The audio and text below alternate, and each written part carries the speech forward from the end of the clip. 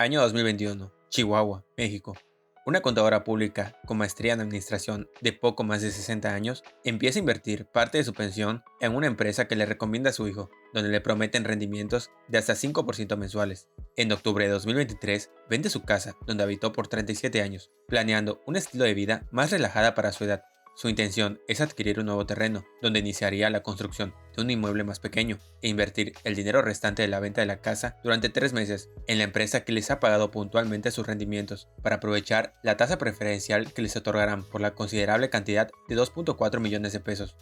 Para finales de año, prácticamente toda la familia invierte en la misteriosa empresa, desde su esposo, su hijo, sus sobrinos, pero uno de sus hermanos se da cuenta que no le llegan los rendimientos del mes de diciembre. No hay respuesta por ningún lado, ni los asesores de la empresa que eran sus amigos le toman la llamada, hasta que se enteran por los medios de comunicación que no son los únicos que afrontan el problema. Se dan cuenta que lo han perdido todo. La angustia, la desesperación y el coraje se apodera de esta familia y otras miles por todo México. El responsable, Josh Holding, una empresa comandada por el venezolano Carlos Lazo Reyes, quien a lo largo de 7 años construyó todo un emporio deportivo con el dinero de sus víctimas, prometiéndoles ganancias increíblemente altas gracias a un supuesto modelo matemático especializado para el trading deportivo que podía arrojar rendimientos por encima de hasta el 60% anual. Para darnos una idea, Bernie Madoff condujo el que es para muchos expertos el esquema Ponzi más grande de la historia, el cual operó por casi 20 años y no pudo sostener rendimientos que eran del 10% anual, nada comparado con los rendimientos de Josh. Pero, ¿cómo personas profesionistas o con un nivel socioeconómico medio o alto pudieron confiar en una empresa que no estaba autorizada ni supervisada por ninguna autoridad financiera? ¿Cómo se desarrolló y cuáles fueron las consecuencias de la Ponzi deportiva más grande de México?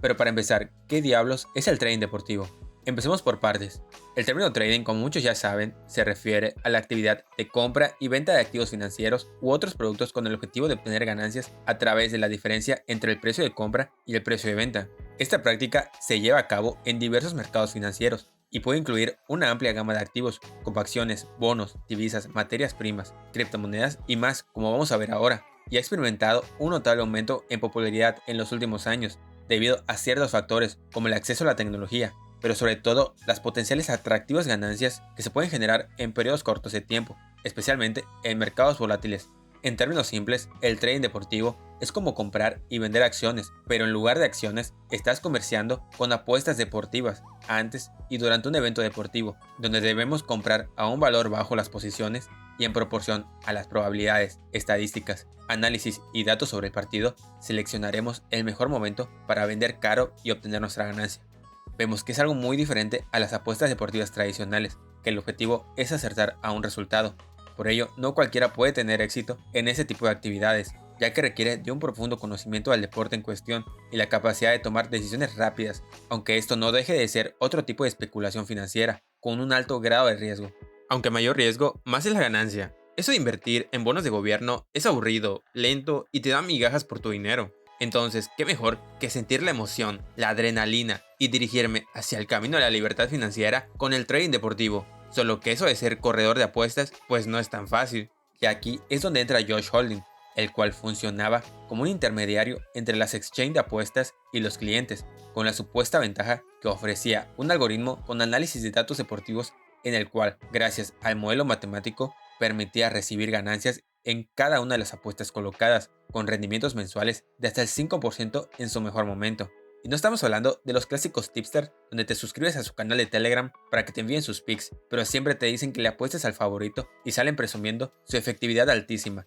Lo de Josh se supone que era algo más complejo. Josh Holding formaba parte de un conglomerado llamado Joy, que integraba diferentes equipos deportivos profesionales, así como casa de apuestas, marcas de tequila, cadenas de comida y hasta desarrollos inmobiliarios, todos ellos dirigidos por un solo hombre, Carlos Lazo Reyes, un venezolano que se había dedicado toda la vida al trading de acciones, pero que al llegar a México en el año 2008 brincó a la mercadotecnia, donde fue director comercial del CMI, que es la división de América Móvil que comercializa espacios publicitarios a través de diferentes plataformas, una de ellas los eventos deportivos, y aquí es donde Carlos Lazo tuvo su primer acercamiento con los deportes, donde quedó totalmente fascinado y estaba convencido de que era posible vivir de los deportes sin practicarlos, fusionándolo con su otra pasión, las inversiones.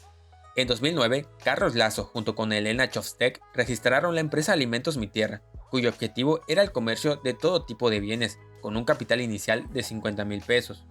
7 años después, en 2016, cambiaron el nombre de la empresa por el de Josh Holding y cambió su objeto social a uno más amplio, abarcando una gran cantidad de actividades comerciales, pero el principal propósito era captar dinero de clientes para ofrecer rendimientos mensuales muy atractivos a través de su llamado sistema de trading deportivo. Durante los siguientes años, el venezolano se dedicó a la creación de otras marcas, pero sobre todo posicionarlas a la vista de los espectadores de diferentes deportes, como el caso de Híjole, un tequila que se convirtió en patrocinador de los Broncos de Denver en la NFL y los Mets de Nueva York en las Grandes Ligas, y que también era el nombre de una cadena de restaurantes. De igual forma, fundó Yupik, un casino en línea que figuró en los uniformes de los Libertadores de Querétaro, el Chihuahua FC y los Generales de Durango, equipos que Lazo Reyes adquirió, así como los Reds CDMX de fútbol americano, e incluso saltando el océano, donde en España adquirió el equipo de baloncesto del Real Betis. Vaya, no es cualquier cosa las franquicias con las que contaba el conglomerado, las marcas y los acuerdos comerciales firmados con equipos tan importantes. Entonces, ¿en qué momento se descarriló esta empresa? La respuesta es desde el inicio. La imagen de Josh se centraba por completo en difundir sus marcas, destacar los pasos de Lazo en el mundo empresarial, ya sea inaugurando algo, patrocinando equipos profesionales o haciendo cualquier otra cosa con éxito, pero siempre dentro del ámbito deportivo. Un sector donde 4 de cada 10 mexicanos que siguen regularmente cualquier deporte tienden a ser apostadores, ya sea en quinielas, casinos tradicionales o en línea. Entonces, ¿qué mejor que ahorrarles el trabajo y el riesgo de apostar por su propia cuenta y ofrecerles a este público su complejo modelo de trading deportivo que generaba ganancias en todas las apuestas? Lo único que se necesitaba para empezar a ganar dinero en Josh Holding era contactar a uno de sus agentes, que no era difícil de encontrar. Incluso te los podías topar sin necesidad de buscarlos en redes sociales, páginas web y foros de inversiones, donde te abundaban estas personas que se camuflajeaban como sujetos incautos solicitando información de Josh, pero que al acto siguiente diferentes perfiles comentarían sus increíbles experiencias con la plataforma, sus altos rendimientos que eran cobrados mes tras mes de manera puntual y de manera transparente, así como las empresas, franquicias y convenios comerciales que respaldaban el proyecto y generaban confianza en las personas que al final decidían colocar parte de sus recursos económicos. La gente podía invertir o más bien apostar a partir de 10,000 pesos, donde te aseguraban rendimientos del 5% mensual, que ya son ganancias que nos emiten una gran alerta que no es la mejor idea meter tu dinero aquí. Pero imagínense que además contaban con esquemas de inversión por encima de los 500,000 pesos, donde podías obtener mayores ganancias, pero arriesgando el patrimonio de toda una vida para mucha gente. Josh Holding siguió recaudando dinero de nuevos usuarios durante los siguientes años, incluso de gente que ya no seguía algún deporte. Esto debido a que a pesar de que era un modelo de negocio bastante misterioso, todos los clientes podían ver sus movimientos en su página web. El dinero se podía retirar en cualquier momento. Solo se tenía que comunicar a un agente para que te lo depositaran a tu cuenta bancaria en algún día hábil, y el pago de las utilidades estaba fiscalizado, algo que a muchos usuarios les dio más seguridad. Eso sí, siempre te pedían que mantuvieras un saldo mínimo de 10,000 pesos para que sigas siendo cliente de Josh. Aunque nada de esto servía de mucho, ya que Josh estaba constituida como una sociedad anónima promotora de inversión en capital variable, mejor conocidas como SAPI por sus siglas, las cuales no forman parte del sistema financiero mexicano, y que por lo tanto la Comisión Nacional Bancaria y de Valores no tenía la responsabilidad de regular o supervisar este tipo de empresas. Para la llegada del COVID-19, la empresa no reportó pérdidas, y por el contrario, siguió pagando los rendimientos a sus usuarios, aunque bajando los porcentajes a un 3% mensual, que seguía siendo una cantidad considerablemente alta comparados con cualquier otra inversión. Pero llamaba la atención que durante la pandemia estuvieron suspendidos durante meses prácticamente todos los eventos deportivos relevantes. Entonces, mucha gente se preguntó para ese entonces, ¿de dónde salía el dinero para pagar las utilidades? ¿Será que los rendimientos se estaban pagando con el dinero de los nuevos usuarios? El conglomerado no se quedaría de brazos cruzados tras las críticas, y para el 2021 comenzaría la compra de franquicias deportivas, con la meta de no perder la confianza de sus antiguos usuarios, pero también atrayendo a nuevos. El primer equipo fue los Libertadores de Querétaro, de la Liga Nacional de Baloncesto Profesional, por un costo de 20 millones de pesos. Después fueron los Generales de Durango, equipo de la Liga Mexicana de Béisbol, por 40 millones de pesos, así como proyectos nuevos como el Chihuahua FC y los Reds CDMX, equipo que competía en la Liga de Fútbol Americano Profesional. Pero el 2 de marzo de 2022 se empezaría a desmoronar el castillo de naipes, ya que la Comisión Nacional Bancaria y de Valores alertó en sus redes sociales de 5 empresas que había detectado que supuestamente captaban recursos del público sin contar con la autorización de dicha autoridad,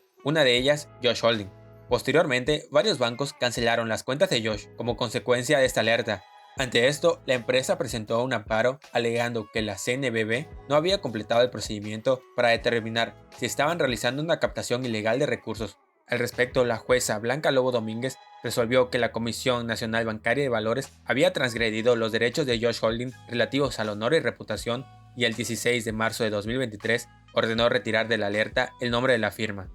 Se hizo justicia, así firmó un comunicado Carlos Lazo, publicado el 27 de marzo, para dar a conocer a los inversionistas de Josh Holding haber ganado la demanda de amparo, la cual sirvió al venezolano para reforzar el argumento entre el público general de que su modelo de negocio era totalmente legal. No obstante, la historia pudo haber sido totalmente diferente cuando la Procuraduría Fiscal de la Federación solicitó a la Comisión Nacional Bancaria y de Valores la ratificación de la opinión del delito contra Josh Holding, pero esta comisión cambió su postura y revocó su determinación, argumentando que la conducta de captación ilegal no se configuraba por completo en el contrato de la empresa, pues no se establecía que la firma quedaba como deudor ante el inversionista. A pesar de que Josh había ganado la batalla legal, se vio gravemente afectada en su reputación durante los litigios que duraron poco más de un año, tiempo donde dejaron de recibir nuevos usuarios y muchos de los existentes empezaron a retirar su dinero. En un último intento de transmitir seguridad, Carlos Lazo emitió un comunicado el 15 de septiembre donde destacaba el hecho de haber lanzado la primera bola en un juego de los New York Mets, pero también informaba que los rendimientos disminuirían a un 2% mensual y ya no subirían por un ajuste empresarial, y aunque las ganancias bajaran, básicamente le decían a los inversionistas que deberían estar agradecidos porque obtienen mayores rendimientos que en cualquier otro lado. Al final parecía un mensaje bastante desesperado y pesimista, o era una alerta de lo que próximamente se venía para Josh Holding. Llegó noviembre de 2023 y las ganancias de muchos usuarios no se habían reflejado en sus cuentas bancarias. La respuesta en aquel momento fue que se tenían problemas de administración debido al crecimiento en el número de socios, pero que a la brevedad se solucionaría. En los siguientes días, los clientes de Josh, que por fin se habían dado cuenta que esto no era más que una Ponzi, rápidamente trataron de retirar su dinero, pero el silencio fue lo único que recibieron de los agentes. La estafa ya estaba concluida, pero aún muchos usuarios no lo sabían. Josh Holding siguió recibiendo dinero de nuevos y viejos clientes en buena parte del mes de diciembre, donde gente invirtió el dinero de sus aguinaldos, bonos navideños y ventas de la temporada, hasta que llegó el día 13 de aquel mes, donde a través de un comunicado mal redactado, Carlos Lazo achacó los impagos a un cuello de botella administrativo, donde según su explicación, el impago se debía por la gran cantidad de operaciones bancarias que realizaban, pero que no había nada de qué preocuparse, ya que el problema no superaba al 0.80% de los usuarios de Josh, o sea, que era algo mínimo, y pronto en sus redes sociales se observaban comentarios de personas que según habían recibido su dinero para pagar temporalmente el fuego. Sin embargo, días después se publicó otro comunicado con un tono más de disculpas, donde nuevamente se destacó que el rápido crecimiento que había tenido la firma, con más de 1500 movimientos al día, impidió que se concluyeran los movimientos. En este contexto, solo se habló de realizar cambios en beneficio de los clientes de Josh y de cerrar contratos definitivos, que algunos interpretaron como un acto anticipado a los futuros reclamos por parte de sus afectados. Si bien esto puso nerviosos a algunos inversionistas, todavía el pánico no permeaba de manera general. Fue hasta el comunicado del 4 de enero de este año, ya con reclamos de más inversionistas, donde por fin Josh Holding reconoció dificultades financieras y la salida de personal administrativo de la firma, es decir, el problema comenzó a tomar un tono más preocupante. La empresa también anunció una reestructuración financiera y administrativa para solucionar las dudas de sus clientes y la instauración de un fideicomiso que fungiría como método de pago. A partir de ese momento, las denuncias no se hicieron esperar, pero también podemos confirmar la confianza que la gente le tenía a Carlos Lazo y a su empresa, ya que hasta el último momento tuvieron fe en que esto se trataba de verdaderos problemas administrativos y que tarde o temprano verían su dinero de vuelta. El 10 de enero, las autoridades de Jalisco informaron de 2 cateos a las oficinas de Josh Holding, así como una orden de autoridad para facultar el aseguramiento de bienes muebles e inmuebles de la empresa. La última vez que Carlos Lazo dio una declaración pública fue 3 días después, cuando el empresario pidió tiempo para aclarar lo que estaba sucediendo con sus equipos deportivos y revisar lo que habían dejado. Una respuesta bastante vaga, pero que hacía referencia a un supuesto desfalco que había sufrido la compañía por 5 ex empleados claves de su área financiera y administrativa, quienes según realizaron operaciones de pagos y utilidades a clientes que resultaron apócrifos, por lo que el venezolano demandó a estas personas el 17 de enero, donde llamaba la atención Karina Mendoza Antuna, quien en julio de 2023 adquirió el 0.81% de las acciones de Josh por la cantidad de 125.500 pesos. Pero el 4 de enero se anunció la salida de Mendoza Antuna y la estructura accionaria de la firma, al vender sus acciones por la misma cantidad que las adquirió a la firma Ureid, donde Carlos Lazo fungía como principal accionista. En un comunicado de un día antes, Karina Mendoza informó que su salida de Josh se debió a acciones inusuales y poco transparentes por parte de la administración de la empresa, mismas que impiden una completa garantía a sus inversionistas, palabras que contradecían a lo que afirmaba Carlos Lazo.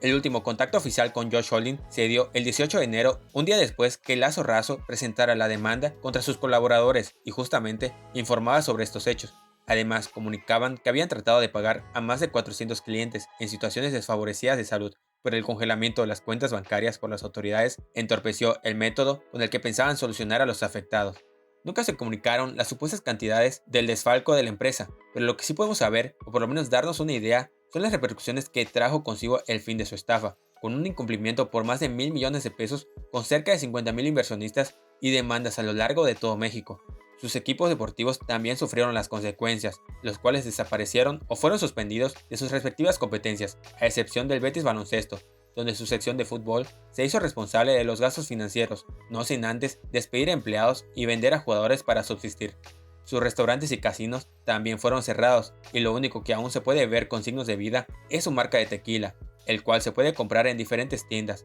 aunque no sabemos si son existencias que se distribuyeron antes de la quiebra, aunque su página web también sigue disponible. Lo último que sabemos es que Carlos Lazo y Karina Mendoza tramitaron un recurso de amparo para evitar su detención, mismo que le fue otorgado, aunque siguen prófugos de la justicia, mientras que los inversionistas no han visto el pago de sus rendimientos ni la devolución de su capital, aunque rápidamente han salido otras empresas de dudosa procedencia a ocupar el lugar que Josh Holding dejó vacío.